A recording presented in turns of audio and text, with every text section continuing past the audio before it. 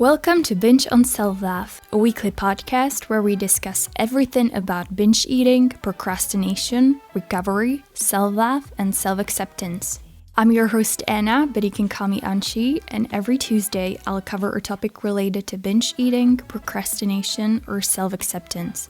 I'll share some of my experience and hopefully encourage you not to give up on the recovery. Make sure to subscribe to Binge on Self-Love podcast on Spotify, Apple Podcasts, or wherever you listen to podcasts. For more content on binge eating, self-love, and self-acceptance, visit bingeonselflove.com and follow me on Instagram at bingeonselflove. Disclaimer: Binge on Self-Love podcast is intended for informational purposes only. It doesn't provide a professional medical advice, and it is not a substitute for diagnosis or treatment.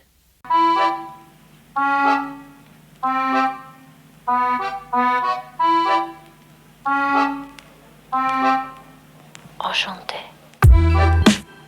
Hey everyone, happy Tuesday or any other day that you're listening to this episode. Thank you so much for taking your time and for tuning in.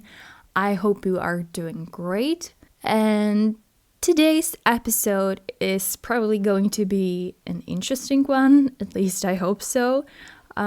One of the reasons why I started this podcast was because I wanted to have real conversations about eating disorders, binge eating disorder, recovery, self-love, self-acceptance, the whole self-acceptance journey.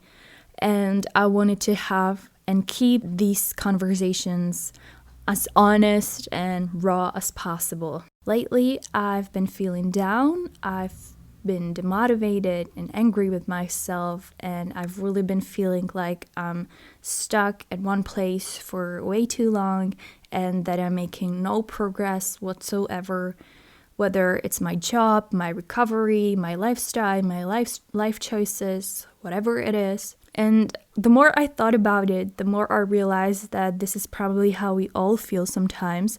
We all feel sometimes that we are stuck at the same place, at the same job, in the same lifestyle. We feel like we're seeing no results, we're progressing way too slow, or that we hit a plateau. And since I've been feeling like this for the past 2 or 3 weeks or so, I thought this could be a good idea to turn this into an episode and share what's on my mind and keep it really raw and honest with you guys. So we will see how this turns out. So let's get into the episode.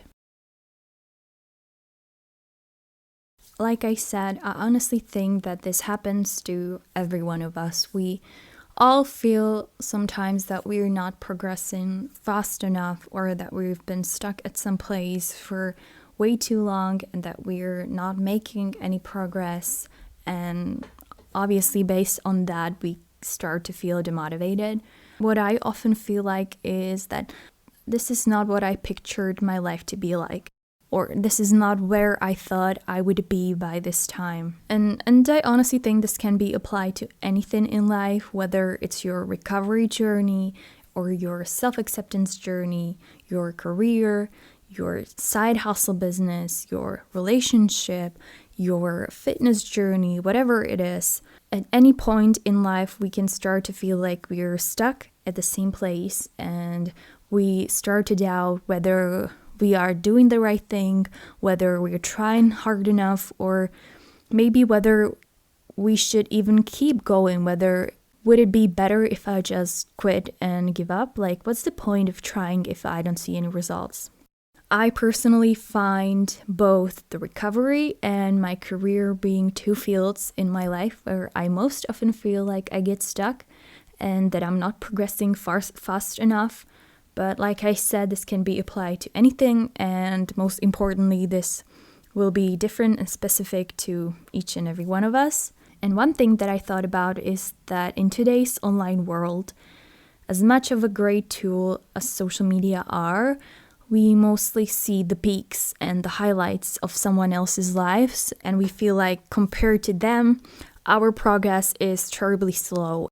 As difficult as it is to keep that in mind, I really think there is no such thing as progress being way too slow or progress being too slow, because every move we make forward, every step we take forward, no matter how big or small it is, it still is a progress. For the past few weeks, I've been feeling really demotivated by making no progress whatsoever, and I've been obviously very frustrated by that because we live in a world where we feel like we constantly need to move and move and move and do better than we did yesterday, and we need to be like hustling and being productive like crazy. And I always say that I want this podcast to be as helpful for you as possible because you're investing your time by listening to this episode. So if I can, I want to give you a few tips, some actionable steps that you can take and try and see if they are any helpful. I've mentioned that feeling stuck and feeling like I'm progressing way too slow is something I'm currently dealing with. And I was thinking about ways how to kind of overcome this mindset and what we can do to break free from this thinking. And I came up with a few things that I believe could be helpful for you at least to try. So, tip number 1 is to keep in mind that at the very beginning, the results may come quickly, but then the progress will slow down. This is so true, especially when you're trying something new.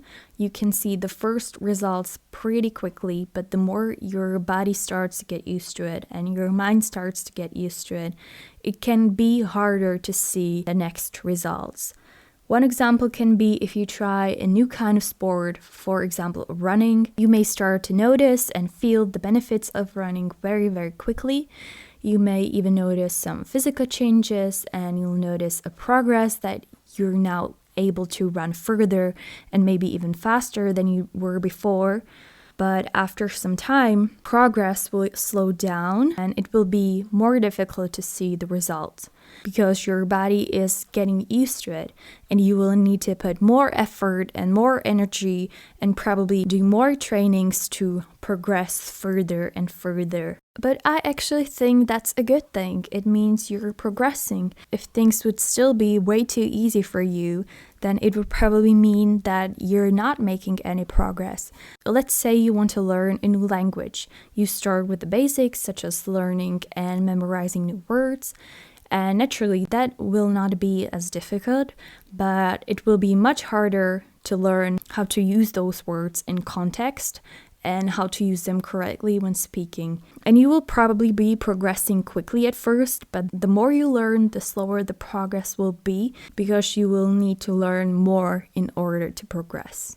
And again, I think this applies to anything in life. The more progress you want to make, the more energy and effort and time you'll need to put into it.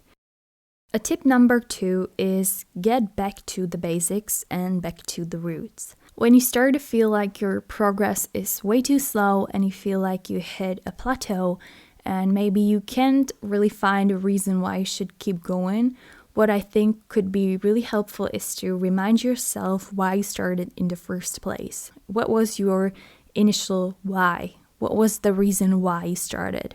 Maybe it was to finally break free from an eating disorder and build a healthy relationship towards yourself. Maybe it was to build something like a side hustle, to become independent on your current job, or to improve your current financial situation. Or maybe it was to become healthy and active and spend more time outside. Whatever your initial why was, it is important to keep that in mind and remind yourself when things get tough and when you feel like you're not progressing enough.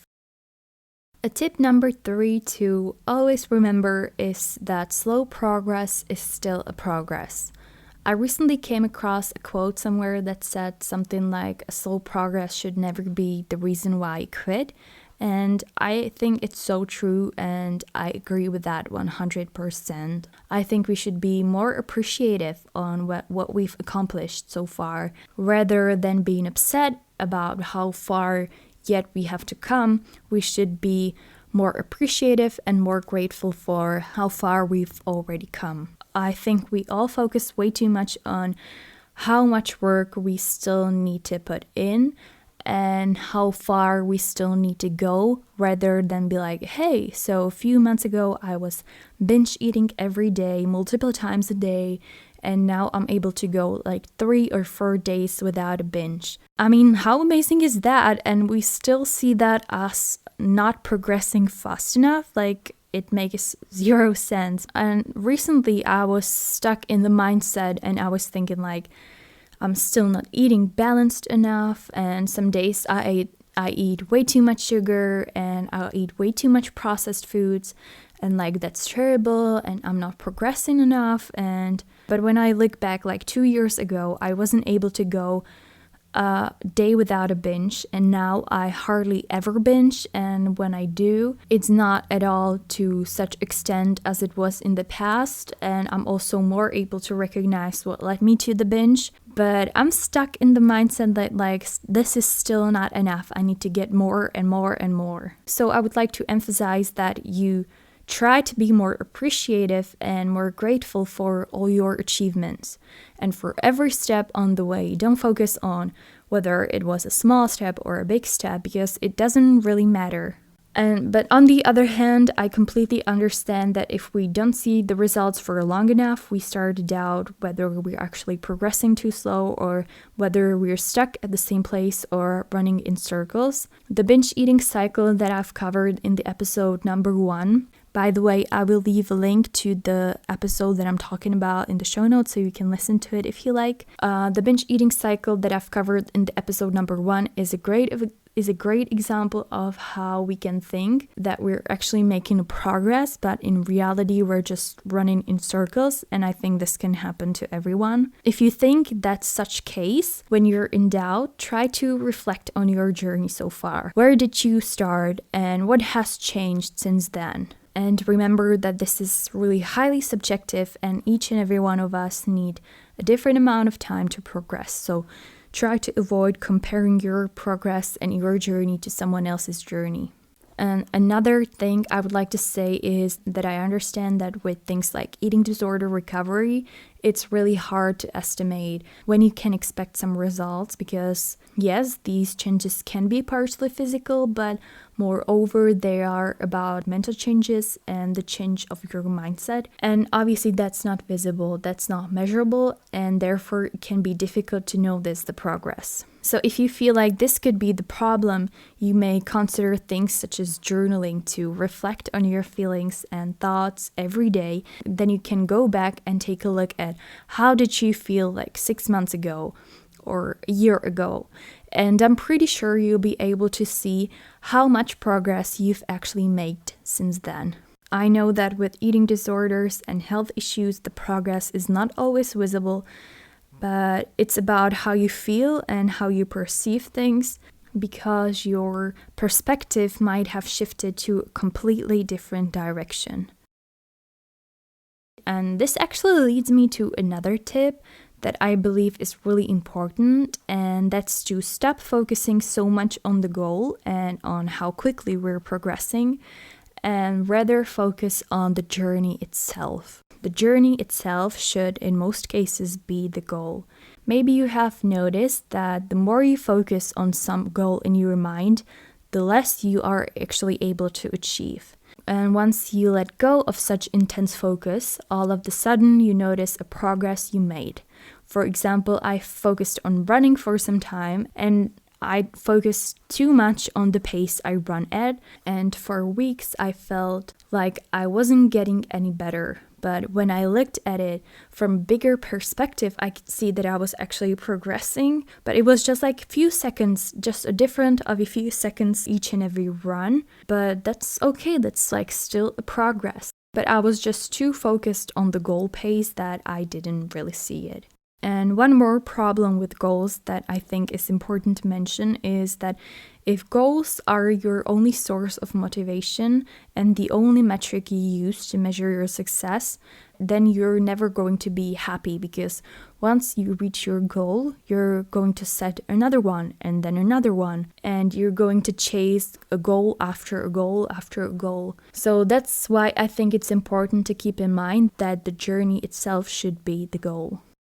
Tip number 5 is to make the expectations more realistic. Oftentimes, the reason why we feel like we're stuck and why we feel we're progressing too slow can be as simple as having unrealistic expectations. I've said it in one of the previous episodes that I do have a tendency to expect things to be perfect, and I think everything will be perfect and that I will be perfect 100% of time, but in reality that obviously never happens. And equally, I tend to set completely unrealistic expectations and goals for myself. And obviously, I never reach such expectations and such goals, and I don't see results as quickly as I thought I would.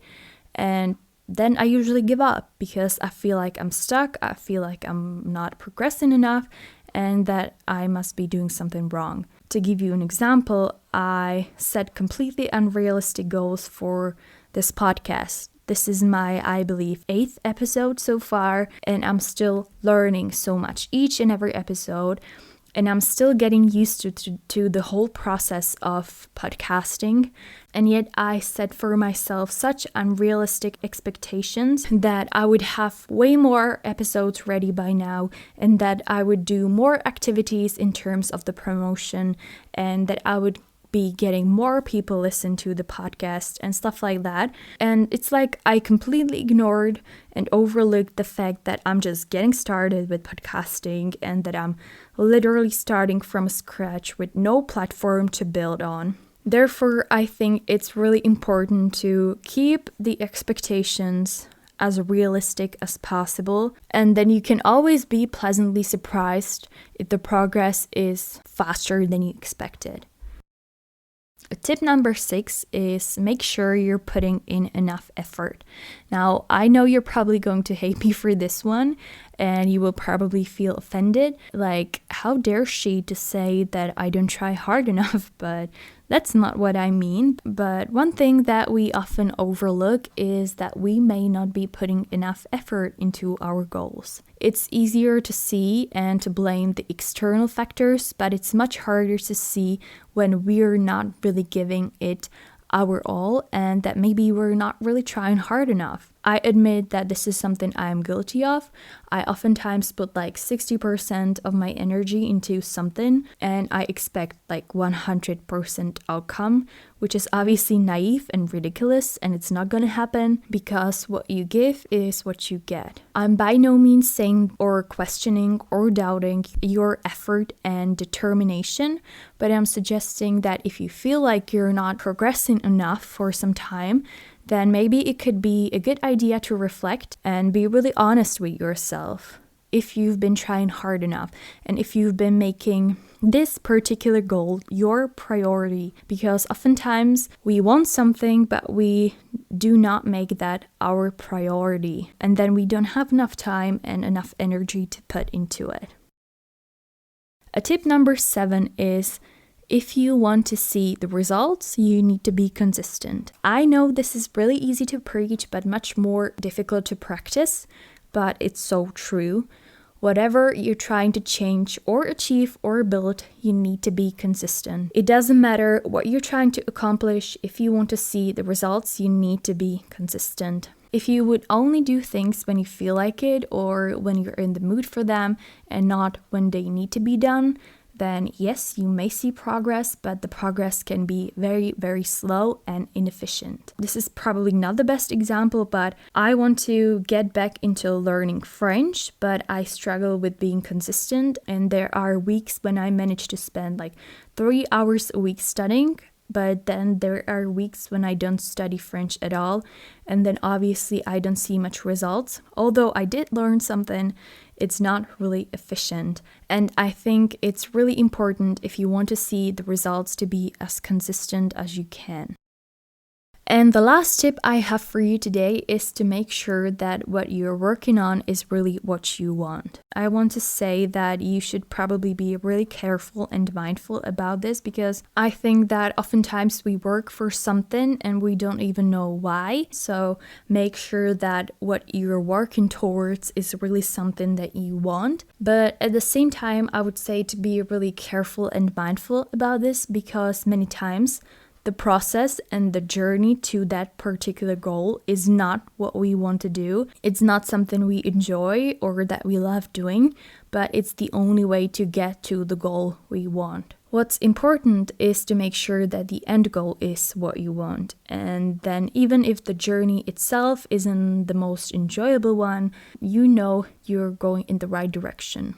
For me, the recovery, at least the first few months, wasn't something I would enjoy. And it certainly wasn't something I loved doing, such as facing my emotion and facing my problems in the therapy.